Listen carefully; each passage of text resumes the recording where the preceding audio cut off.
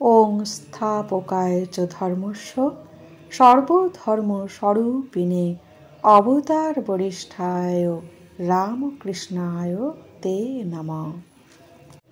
ভগবান শ্রীরামকৃষ্ণদেবকে আরও জানতে হলে এই গ্রন্থখানি নিয়মিতভাবে শুনতে হবে।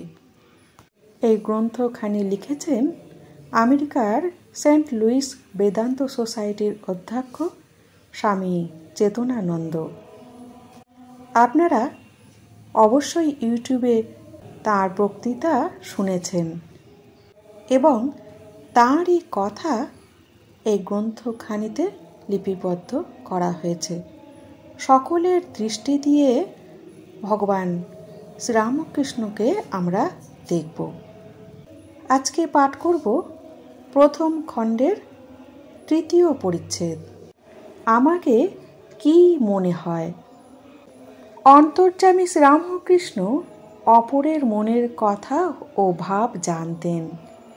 তা সত্ত্বেও সাধারণ মানুষের মতো নবাগত ভক্তকে প্রথম দর্শনকালে বা একটু ঘনিষ্ঠ হবার পর সহসা জিজ্ঞাসা করতেন, আচ্ছা, আমাকে তোমার কি মনে হয় বলো দেখি। তিনি কথা সবাইকে জিজ্ঞাসা করতেন না, কেবল যাদের আগমনের কথা পূর্বে যোগ দৃষ্টির সহায়ে জেনেছিলেন তাদের মূল্যায়ন করবার জন্য ওই কথা জিজ্ঞাসা করতেন। বিভিন্ন ব্যক্তি বিভিন্ন উত্তর দিত। কেহ বলিত, আপনি যথার্থ সাধু, কেহ বলিত যথার্থ ঈশ্বর ভক্ত, কেহ মহাপুরুষ, ভগবান ইত্যাদি। ব্রাহ্ম সমাজ প্রত্যাগত কেহ কেহ, যাহারা ঈশ্বরের অবতারত্বে বিশ্বাসবান ছিলেন না, কেহ বলিত যথার্থ ঈশ্বর ভক্ত, কেহ মহাপুরুষ, কেহ সিদ্ধ পুরুষ, কেহ বলিত ঈশ্বর অবতার, কেহ বা বলিত স্বয়ং শ্রী চৈতন্য, কেহ বলিত সাক্ষাৎ শিব, কেহ ভগবান ইত্যাদি। ব্রাহ্ম সমাজ প্রত্যাগত কেহ কেহ, যাহারা ঈশ্বরের অবতারত্বে বিশ্বাসবান ছিল না, বলিয়াছিল, আপনি শ্রীকৃষ্ণ, বুদ্ধ, ঈশা ও শ্রীচৈতন্য প্রমুখ ভক্তাগ্রণীদিগের সমতুল্য ঈশ্বর প্রেমিক। শ্রীমকে ঠাকুর একদিন জিজ্ঞাসা করেন, আমাকে তোমার কি বোধ হয়? আমার কয় আনা জ্ঞান হয়েছে? উত্তরে শ্রীম বলেন, আনা এ কথা বুঝতে পারছি না, তবে এরূপ জ্ঞান বা প্রেম ভক্তি বা বিশ্বাস বা বৈরাগ্য উদার ভাব কখনো কোথাও দেখি নাই। আর একদিন শ্রীম বলেন, আপনাকে ঈশ্বর স্বয়ং হাতে গড়েছেন, অন্য লোকদের কলে ফেলে তৈরি করেছেন। যেমন আইন অনুসারে সব সৃষ্টি হচ্ছে। ঠাকুর শুনে হেসে বললেন, ওরে বলে কি রে? শেষে বললেন, মাইরি বলছি, আমার যদি একটু অভিমান হয়। শ্রীরামকৃষ্ণের আমিটা চিরদিনের জন্য মরে গেছিল। জ্ঞানাগ্নি তাঁর আমিটাকে পুড়িয়ে দগ্ধ দড়ির মতো করে রেখেছিল। উহাই পাকা আমি, যার দ্বারা কোনো জিনিস বাঁধা চলে না। ওই পাকা আমি নিয়ে তিনি ভক্তদের সঙ্গে লীলা বিলাস করতেন। হাজরার সঙ্গে ফষ্টি নষ্টি করবার উদ্দেশ্যে বলেন, তুমি বলো কার সত্ত্বগুণ হয়েছে? সে বললে, নরেন্দ্রের 16 আনা আর আমার 1 টাকা 2 আনা। জিজ্ঞাসা করলাম, আমার কত হয়েছে? তা বললে, তোমার এখনো লালচে মারছে, তোমার 12 আনা। একদিন ঠাকুর কেশব সেনকে জিজ্ঞাসা করলেন, আচ্ছা, আমার কয় আনা জ্ঞান হয়েছে? কেশব সেন কিছুতেই কিছু বলতে চান না। শেষে বললেন, আমি কি কামারের দোকানে ছুঁচ বিক্রি করব? আপনার সম্বন্ধে আমি আর কি বলবো? পুনর্বার ঠাকুরের জিদে কেশববাবু বললেন, আপনার 16 আনা জ্ঞান হয়েছে। ঠাকুর শুনে বললেন, আজ তোমার কথায় আমার বিশ্বাস হলো না।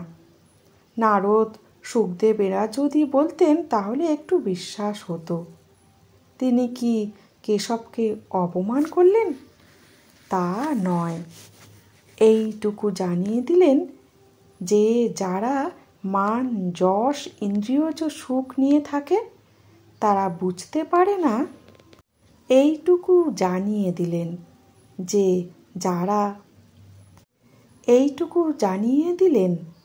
যে যারা মান যশ ইন্দ্রিয়জ সুখ নিয়ে থাকে তারা বুঝতে পারে না।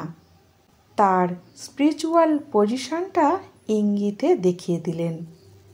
ঠাকুর লোকমান্যকে এমন ঝাঁটা মেরেছিলেন যে সে বেচারা আর কোনো দিন তাঁর কাছে ঘেঁষতে সাহস পায়নি।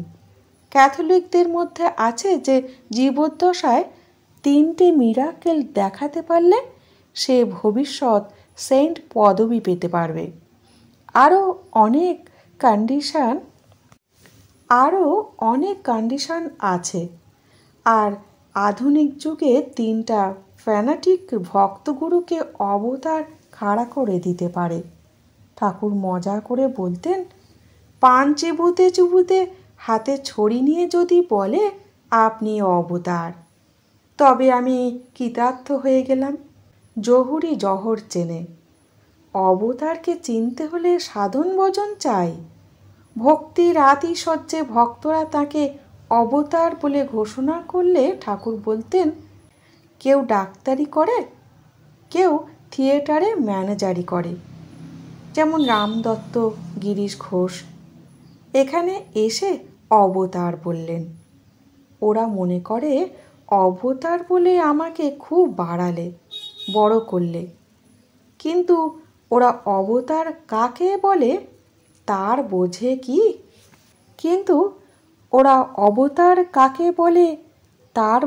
কি? অবতারকে চেনা মুশকিল, কারণ তিনি যোগমায়া সমাবৃত, মানুষিং তনুমাশ্রিতম। তিনি অচিন গাছ, ছদ্মবেশী রাজা, 14 পোয়ার ভেতর অনন্ত আশা। না ধরা দিলে কি পারিস ধরিতে, তাই তাকে ধরা মুশকিল। উপনিষদ বলেন, যম বৈশ্য বৃণুতে তেন লভ্য। শ্রীরামকৃষ্ণ বলতেন যে অন্ধকার রাতে টর্চ লাইট হাতে সার্জেন্ট ঘুরে বেড়াচ্ছেন। কেউ যদি সার্জেন্ট সাহেবকে দেখতে চায় তাকে অনুরোধ করতে হবে তিনি দয়া করে তার আলো যদি তার মুখে ফেলেন তবেই তাকে দেখা যাবে। আমরা সূর্যের আলোয় যেমন সূর্যকে দর্শন করি, তেমনি ভগবত কৃপায় ভগবত দর্শন হয়। শ্রীরামকৃষ্ণ বিভিন্ন সময় বিভিন্ন ব্যক্তিকে বিভিন্ন রূপে দর্শন দিয়েছেন। এই দর্শনগুলির দ্বারা প্রমাণিত হয় যে তিনি ছিলেন বহুরূপী ঈশ্বর। আজ তৃতীয় পরিচ্ছেদ শেষ হলো। সামনের পর্বে 4র্থ পরিচ্ছেদ পড়ব। জয় ঠাকুর, জয় মা।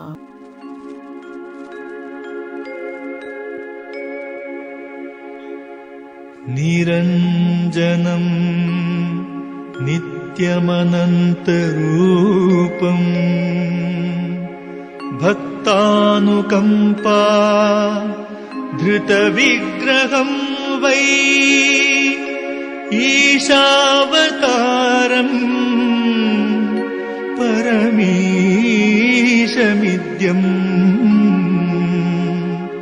तं रामकृष्णं शिरसा नमामि।